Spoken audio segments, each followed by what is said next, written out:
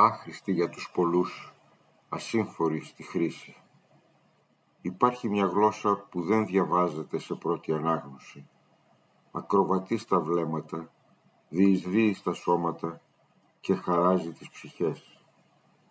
Υπάρχει μια γλώσσα που δεν κατακτάται, αλλά χαρίζεται στους εραστές της. Άχρηστη για τους πολλούς, ασύμφορη στη χρήση, απαιτητική σε θυσίες. Υπάρχει μια γλώσσα που με αναστατώνει, γιατί με αρνείται για μαθητή της.